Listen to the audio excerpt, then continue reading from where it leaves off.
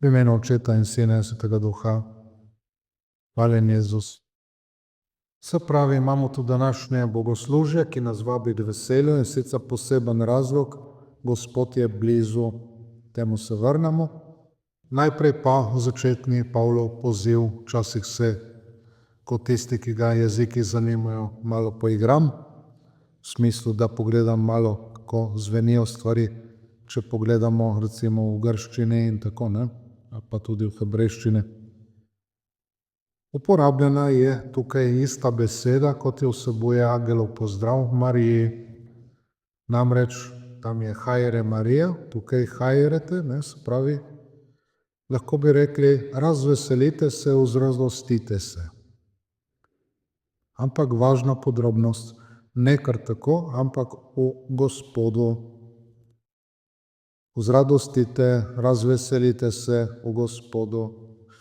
Takoj se spomnimo besede Nehemija v Stari zavezi, veselje v Gospodu je vaša moč, oziroma potem kasneje v Septuaginti je to prevedeno, je naša moč, in potem sveti Hieronim seveda v Vulgati, veselje v Gospodu je naša moč.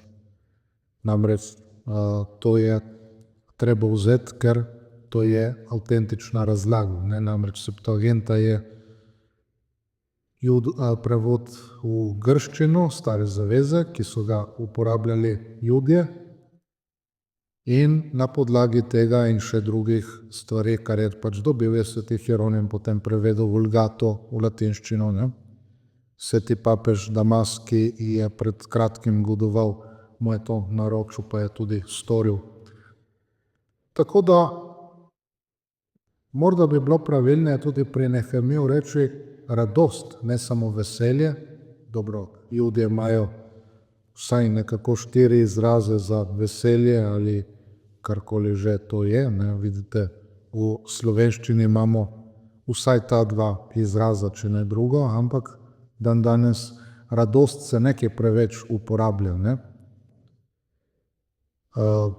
Dobro, ne bomo zdaj šli v te neke podrobnosti, ampak vsekakor to veselje, ta radost mora biti v Gospodu. Oziroma celo, če pogledamo, je Gospodova radost, je vaša moč ali pa je naša moč, ne. Gospodova radost, Gospodovo veselje je naša moč. Skratka, če že tako pogledamo, ugotovimo, ni veselja, ni radosti, ni izpolnjenosti, ne česarkoli drugega brez Gospoda. Danes ljudje se domišljajo, ko bi si vse sami zrihtali, ne, bi rekli. Spravi, veselje in radost bi si tudi sami zrihtali, ne. Zlasti vemo, tisti radostneži in tako dalje, ne, mislijo, da si bojo kaj, ne. Saj vemo, kako se reče v angleščini, radost, ne. Ali biti radosten, ne, tako da. Se pravi, radostneži tudi mislijo, da so najbolj veseli ljudje na tem svetu. Ali radostni, ne, ampak niso. Se pravi, gre za Božji dar. Ali pa ju ni.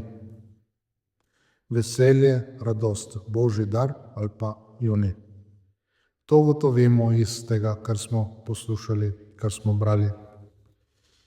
Če pogledamo Gospodovo znamenje Mariji, potem najprej vidimo, da je ona prenapolnjena z milostjo, ne, kar to pomeni, ne. En razlagalec, pokojni slovenski, je celo rekel profesor nabasana, ne, v smislu res do kolikor se da napolnjen, ne, do zadnjega kotička, ne, v tem smislu. Tako da je pravilno, čeprav se grobo sliši, ampak v bistvu je prav, tako reči. Torej se vzradostiti, zakaj se vzradosti Marija? Ker je Gospod z njo. Gospod je s teboj. Za nas je torej Gospod blizu, kakor Božje kraljestvo, ki se je približalo. Pri Mariji pa je Gospod z njo pred pozdravom, po pozdravu pa je Gospod v njej sam.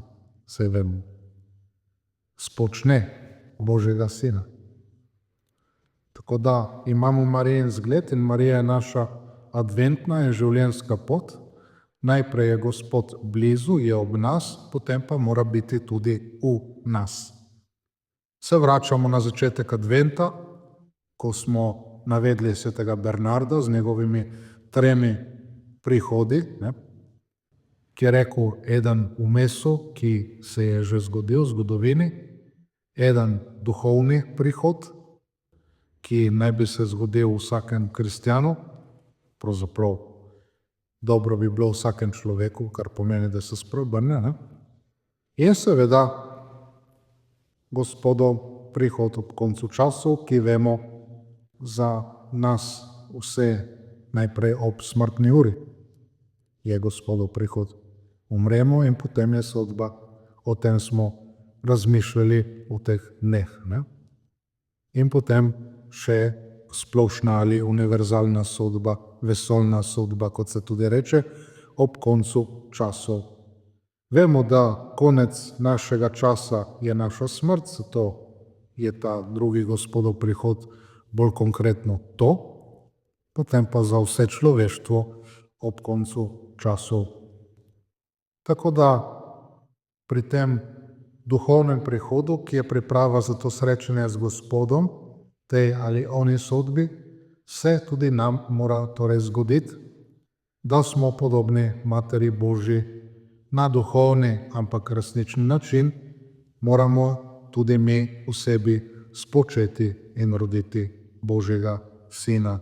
To je lepo enkrat predigal nekdanji papeški predigar, se pravi pater Cantalamessa, sedanji kardinal tudi. Dobro. Torej, to je naša pot, krščanska pot, kristjanova pot za cilj, ampak to prinaša veselje, radost, mir, srečo, zadovoljstvo, še lahko naštevamo. Se vidite, tudi nebeški mir, Gospodov mir pride iz nebes. Angeli ga oznanijo. Na zemlji mir ljudem, ki so Božji milosti, smo rekli včeraj. Torej, drugi ne morejo tega dobiti, tisti, ki so Božji milosti. Torej smo že povezali, potrebujemo Božjo milost. Marija, ki je ena sama milost, ker je milosti polna kot še več, ena sama milost, torej bomo rekli, in Gospod je z njo, oziroma potem je v sami njej. Postane Božji tempelj, Božje svetišče in tako dalje. Vemo tudi mi, da pri krstu postanemo to Božje svetišče in tako tabernakulum, kot se reče, ta Božji šotor, kjer Gospod prebiva, posebej pa seveda, če vredno prejmemo sveto obhajilo, tabernakulum, se je pater Marko lepo povedal, kako je sveti Filip Neri poslal tiste ministrante za tisto ženo, zato ker je bila tabernakulum, se pravi tabernakel, in nosila Kristusa, ker se ni še malo zaustavila v zahvali po sveti maši. Zdaj spet ne treba pretiravati v teh zahvalah in teh zadevah, da bi bile daljše kot maša sama, ampak seveda, da to naredimo in da dobro naredimo. Tako da potrebujemo Božjo milost, potrebujemo posvečujočo milost, ki je samo Božje življenje v nas. Vse veste, brez krvi ni v nas življenja. To so zato Judje rekli, da ta življenjski dih ali življenjski duh je v krvi, zato so tako pojmovali. In je v bistvu res, če tako pogledamo. Samo pač s podobo povedano. Skrvaviš pa umreš. Ko je. Jaz sem reskiral, ker sem imel 4 leta, da bi se mi to zgodilo. Ampak vidite, Božja previdnost je hotela drugače. Tako da tukaj smo. Ampak potem, ko smo pa kristjani postali, Kristus se je za nas daroval, je pa Kristusova kri v nas. In to je Božja milost, vidite. Posvečujoča milost je Kristusova kri ki se v nas pretaka, ne, potem tak. Ne. Je neko drugo življenje, višja raven življenja. In zato so ti darovi, ki pridejo. Ne. Po Svetem Duhu, seveda, to so darovi, ki pridejo po Svetem Duhu, zato rečemo darovi Svetega Duha. Ne. 7 se jih našteva, ampak je vse noter zaobjeto. Ne. In bi lahko začeli pri daru strahu Božjega, kot nekako tistem prvobitnem, da bi potem šlo naprej zadeva. Ne. Ker ko imamo enkrat dar strahu Božjega, potem mi odgovarjamo na to s pobožnostjo, ne. Pravo pobožnostjo seveda. Ne. Prava pobožnost ne pomeni kopičenje pobožnosti, kopičenje kipov Mariji in tako dalje. Ne. Marija je ena sama. Ne. Ni treba zdaj, da imamo, ne, tudi to je napačno, ne, po kapeljah in tako dalje, 10 kipov Marijinih in tako naprej. Ne. Ne. Pač en dober, primeren Marijin kip, pred katerim se lahko moli in tako naprej, podobe in kipi svetnikov in tako, ampak da se spet tukaj ne pretirava. Kopičenje pobožnosti. Zakaj kopiček pobožnosti? Smo rekli, da tukaj ni rešitve, ni odrešenja. Ne. To vidite, to se je zgodilo v Sloveniji, ne, pa ne samo v Sloveniji. Ne. Zlasti, bomo rekli, v vsej naši monarhiji nekdanji in tako dalje, ki vidite, tukaj smo zbrani z vseh vetrov te nekdanje monarhije, te donavske monarhije, kot se tudi imenuje. Ne. In se je zgodilo, kot smo omenili, ta jožefinizem in ta jalzenizem in te stvari, kar je bilo noter, vidite, se je potem skušalo nadomestiti neko neuporabljanje razuma za našo vero s pobožnostmi. Pobožnosti, vidite, so dobre, ampak če nimajo pravega temelja, potem se izrodijo. Ne? Potem namesto do konca iti v svojem življenju s svojim razumom, ne? Da je naša vera razumna, svojo voljo, svojimi tudi čuti in tako dalje, ampak tako ne. Ampak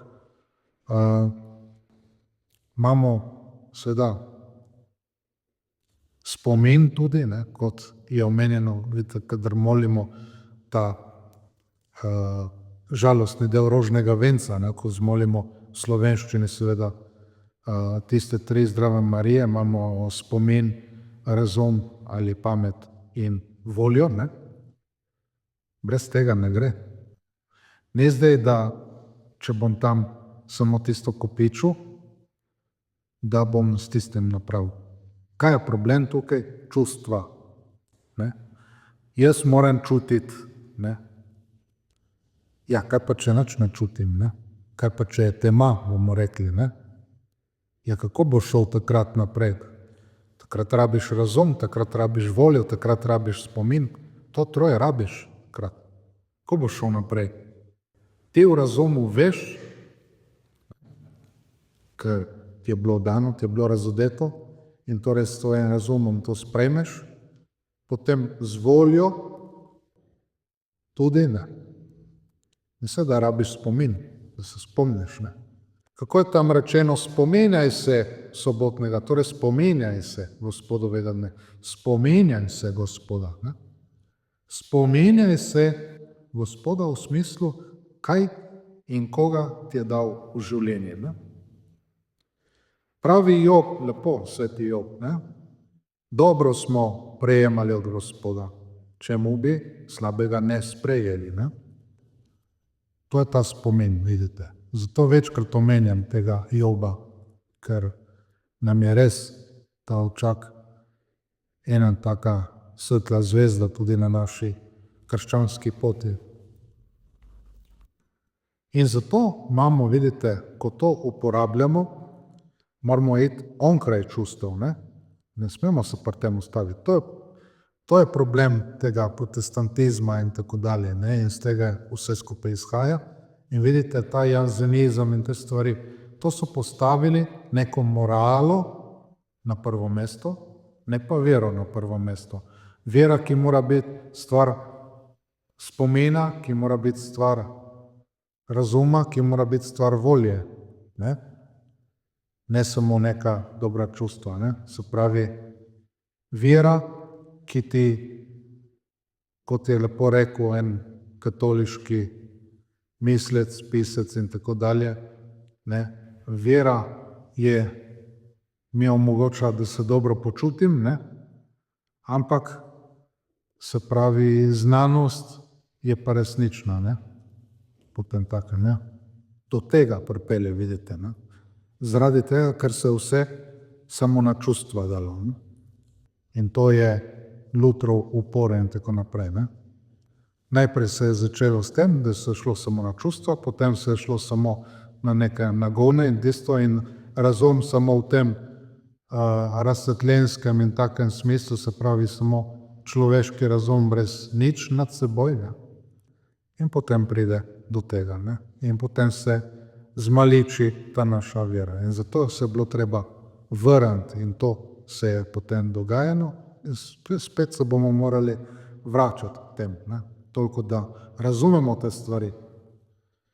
Mi imamo torej že potem takem pomagajočo ali dejansko milost, torej da dobro delamo, kot je rekla sveta Klara, vse je milost. Ne?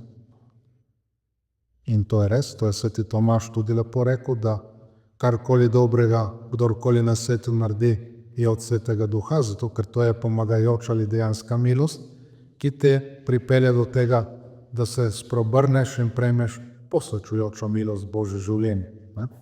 To. Sama pomagajoča ali dejanska milost je v redu, kot smo rekli, ne? Ampak še ni dovolj. Ne more biti naš cilj. Ne? Mora biti posvečujoča milost, zato ker je Bog sam, ker je potem njegovo življenje, ki potem v polnosti bi ga imeli v nebesih. Ne? Ampak moramo že zdaj, smo rekli, živeti to zadevo. Tudi nebesa. Ne? Eni bi rekli, ne, je tam daleč. Ne? Kako daleč? Če moramo vse te poslednje reči živeti, ne? V smislu zavesti in vse to, nebesa toliko bolj velja, da jih moramo živeti. Ne? Tako itak živimo, ne? Vsak dan. Vidimo, ne, kako je vse skupaj. Ampak nebesa tudi živeti. Ne? To je pa to Božje življenje. Tako da potrebujemo Gospoda samega. Ne? Gospoda samega potrebujemo. Nek človeški napor in trening, dobro, se pravi, se trudimo živeti krepostno življenje, ne? Disciplina, vse te stvari, to mora biti. Ne? In moraš zmeraj se trenirati in tako, ne? Tudi v molitvi, tudi vseh, tudi seveda toliko bolj v krščanski ljubezni, o kateri smo danes prej govorili, ampak več kot to. Božji dar oziroma sam Bog v nas. Paskal pravi, da zadnja stopnja razuma je spoznanje, da je ogromno stvari, ki ga presegajo. Ne? Se pravi, to vse mora biti, ampak potem pride še milost Gospodova. Vera, ki se združi z razumom, ne? Ki je v sodelovanju z Božjo milostjo, ki je razumna, ki je polna volje, ampak človeška volja, ki se mora združiti z Božjo voljo in vse te stvari. Seveda spomin človeški, ki se mora združiti z Božjim spomin. Ne? Torej, kako priti do tega? To smo delali v teh dneh, nič drugega. In sam advent nam tako govori. Ne? Človekove poslednje reči, ne? Prvi del adventa, vidite. Do 17. oziroma do 16. decembra, začne potem jutri, začne ta 9-dnevnica božična. Ne? In potem sam vse bližji Gospodov prihod. Od 16. decembra naprej, med 17.